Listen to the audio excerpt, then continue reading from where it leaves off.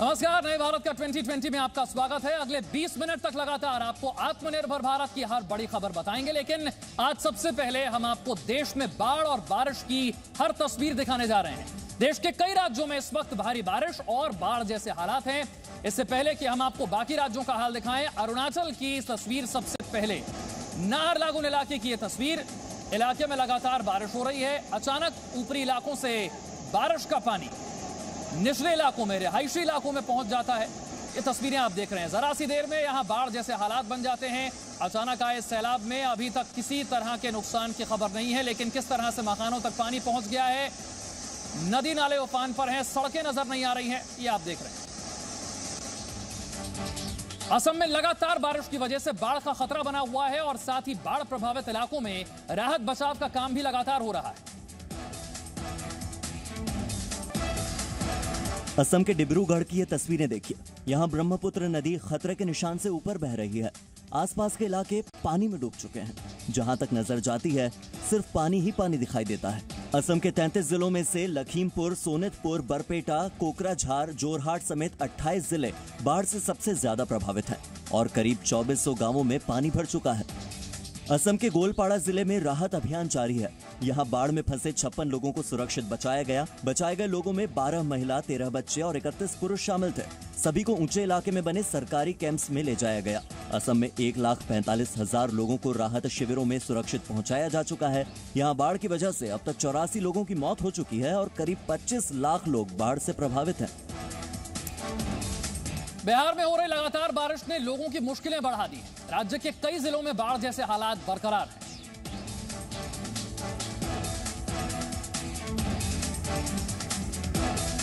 बिहार के कई जिलों में लगातार बारिश की वजह से हालात गंभीर होते जा रहे हैं। तस्वीरें बेतिया की है। गंडक नदी के बढ़ते जलस्तर की वजह से कई इलाकों में पानी भर चुका है। स्थानीय लोगों की जिंदगी और ज्यादा मुश्किल में आ गई है। तेज बहाव की वजह से कई रास्तों से आना जाना मुश्किल हो गया है, तो कहीं रिहायशी इलाकों में पानी भरा हुआ है।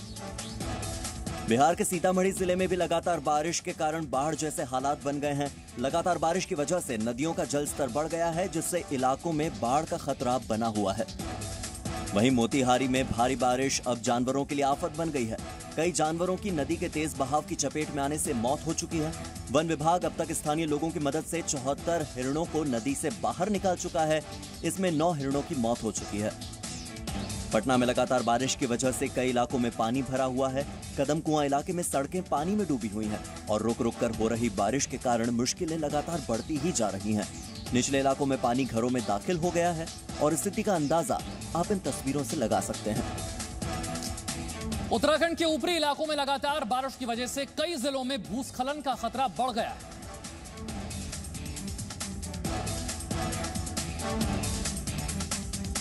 तस्वीरें देहरादून की हैं, जहां तेज बारिश के बाद अचानक पहाड़ से पत्थर और मलबा गिरा।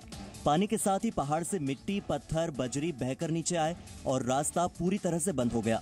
मलबे की वजह से पुल क्षतिग्रस्त हो गया। उत्तराखंड के धारचूला में भी भारी बारिश लोगों के लिए मुसीबत बन गई है। पहाड़ों पर लगातार बारिश के बाद नहर नदियां उफान पर हैं और अपना रौद्र रूप दिखा रही हैं।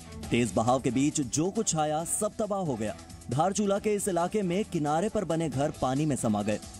उत्तराखंड के चमोली में भूस्खलन की वजह से बद्रीनाथ राष्ट्रीय राजमार्ग बंद हो गया। भूस्खलन के बाद मलबा गिरने से सड़क क्षतिग्रस्त हो गई। एसडीआरएफ और एनडीआरएफ की टीम ने फंसे हुए लोगों को पहाड़ी रास्ते से रेस्क्यू किया। लगातार भूस्खलन और पत्थर गिरने की वजह से हाईवे को खोलने में परेशानी का सामना करना पड़ रहा है।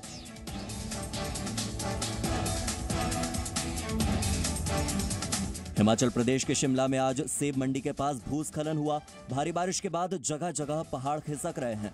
शिमला के भट्टा कुफेर सेब मंडी में मलबा गिरने से दुकानों को नुकसान पहुंचा, लेकिन किसी के दबने या मारे जाने की सूचना नहीं मिली है। और बड़ी खबर इस वक्त की सीबीआई जांच को लेकर, यह बड़ी खबर है। अब सीबीआई सीधे किसी केस की नहीं कर सकेगी जांच। जांच के लिए राज्य सरकार की सहमति जरूरी होगी। गृह विभाग ने इस संबंध में अधिसूचना जारी की है। परिस्थिति के अनुसार किसी केस पर सहमति देगी सरकार। राज्य सरकार ने पहले की सभी सामान्य सहमति रद्द कर, हालांकि विशिष्ट व्यक्तिगत मामलों में यह सहमति रहेगी। राजस्थान सरकार ने यह अधिसूचना जारी की है। आप जानते हैं राजस्थान की राजनीतिक हलचल के बारे में। राजस्थान में सीबीआई अब सीधे तौर पर जांच नहीं कर सकती है, परिस्थिति के अनुसार किसी केस पर सहमति देगी सरकार। यह बड़ी खबर। राजस्थान में सीबीआई जांच के लिए अब राज्य सरकार की इजाजत जरूरी होगी। राजस्थान सरकार ने इसके लिए अधिसूचना जारी कर दी है और राजस्थान में सीबीआई अब सीधे तौर पर जांच नहीं कर सकती। राजस्थान में सियासी उठापटक के बीच मुख्यमंत्री अशोक गहलोत ने सचिन पायलट के खिलाफ बहुत तीखी टिप्पणी की है। उन्होंने कहा है कि ये पहले ऐसे प्रदेश अध्यक्ष हैं जो पार्टी तोड़ने में लगे हुए हैं। सीएम अशोक गहलोत ने कहा कि हमने पायलट के सम्मान में कोई कमी नहीं छोड़ी थी, लेकिन उन्होंने बहुत गंदा खेल खेला। बीजेपी को खुश करने के लिए उन्होंने साजिश रची। उन्होंने सवाल भी उठाया कि हरीश साल्वे पायलट का केस लड़ रहे हैं, इतना पैसा कहां से आ रहा है। किसी को यकीन नहीं होता था कि ये व्यक्ति ये काम कर सकता है। मासूम चेहरा, हिंदी इंग्लिश में अच्छी कमांड बोलने की, मीडिया को इम्प्रेस कर रखा पूरे कंट्री के अंदर। राजस्थान के कांग्रेस विधायक गिरिराज सिंह मलिंगा ने सचिन पायलट पर आरोप लगाया कि सचिन पायलट ने राज्यसभा के चुनाव के वक्त उन्हें 35 करोड़ रुपए की रिश्वत ऑफर की थी कि वो कांग्रेस के खिलाफ वोट करें। सचिन पायलट ने इसके जवाब में कहा कि ये आधारहीन आरोप उनकी छवि को खराब करने के लिए लगाए जा रहे हैं। वो इन आरोपों से हैरान नहीं है, बल्कि काफी दुखी हैं।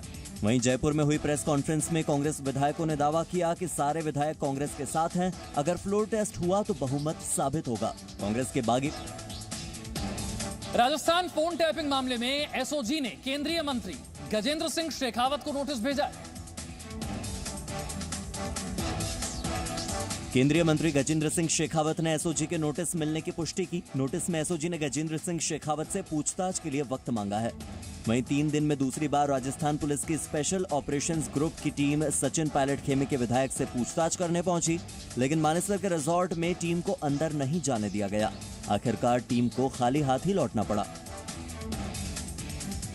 और आपको बता दें, बागी विधायकों की याचिका पर कल तक के लिए सुनवाई टल गई। राजस्थान की राजनीतिक हलचल को लेकर यह बड़ी खबर। राजस्थान हाईकोर्ट में कल सुबह 10:30 बजे अब सुनवाई होगी। सचिन पायलट समेत 19 विधायकों ने याचिका दी थी स्पीकर के नोटिस के खिलाफ। ये उनकी याचिका थी, 19 विधायकों की।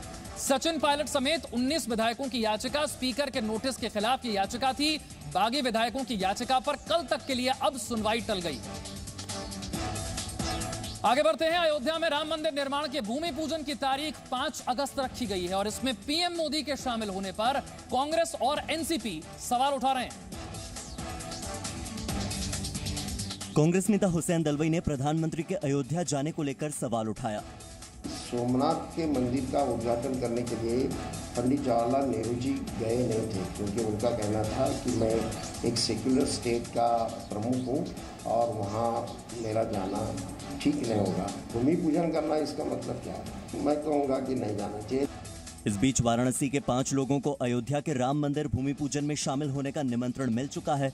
स्वामी जितेंद्रानंद सरस्वती और महंत संतोष दास के अलावा काशी के 3 ज्योतिषियों को भी निमंत्रण मिला है।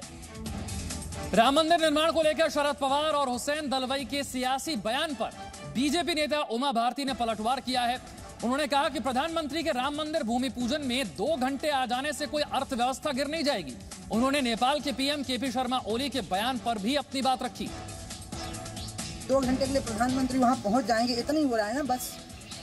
तो उसमें ऐसी कौन सी अर्थव्यवस्था बिगड़ जाएगी? मैं मानती हूँ कि शरद पवार का यह बयान रामद्रोही है, मोदी जी के खिलाफ नहीं है, भगवान राम के खिलाफ। अगर वो कहते हैं कि राम नेपाल में जन्मे थे, तो मैं ओली साहब को कहूंगी कि एक राम मंदिर वहां बना दीजिए और आप उसका शिलान्यास करिए। कांग्रेस नेता राहुल गांधी ने प्रधानमंत्री मोदी पर फिर निशाना साधा है। उन्होंने इसे लेकर ट्विटर पर एक वीडियो शेयर किया। राहुल गांधी ने ट्वीट किया कि पीएम ने सत्ता में आने के लिए अपनी फेक मजबूत छवि गढ़ी। ये उनकी सबसे बड़ी ताकत है, लेकिन भारत के लिए अब ये सबसे बड़ी कमजोरी बन गई है।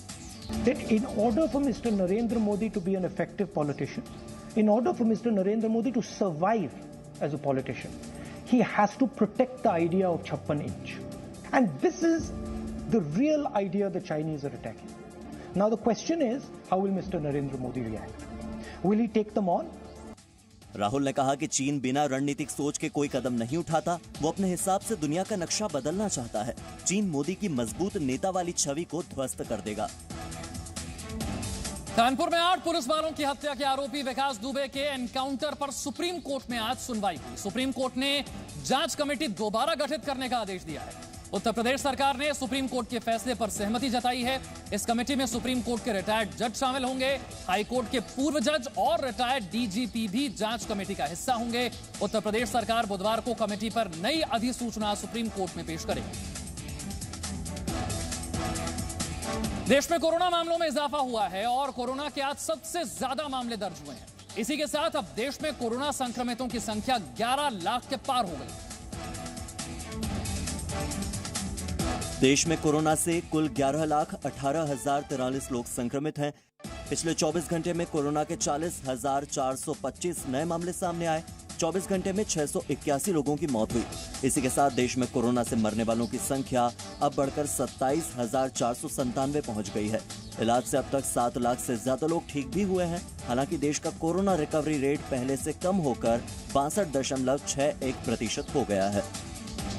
देश में सामुदायिक संक्रमण यानी कि कम्युनिटी ट्रांसमिशन की अफवाह पर इंडियन मेडिकल एसोसिएशन ने कहा कि आईएमए का हवाला देकर गलत सूचना फैलाई जा रही है। देश में अभी सामुदायिक संक्रमण की स्थिति नहीं बनी है।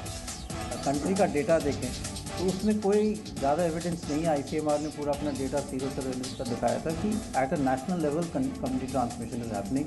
देयर आर मेनी स्टेट जहाँ पे अभी बहुत कम केसेज हैं। टू से कि वहाँ पे कम्युनिटी ट्रांसमिशन हो रहा है would not be a right thing.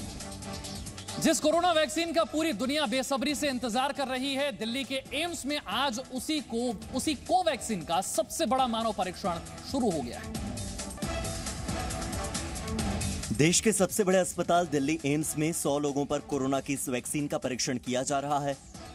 ICMR ने इसके लिए देश के 12 अस्पतालों का चयन किया है।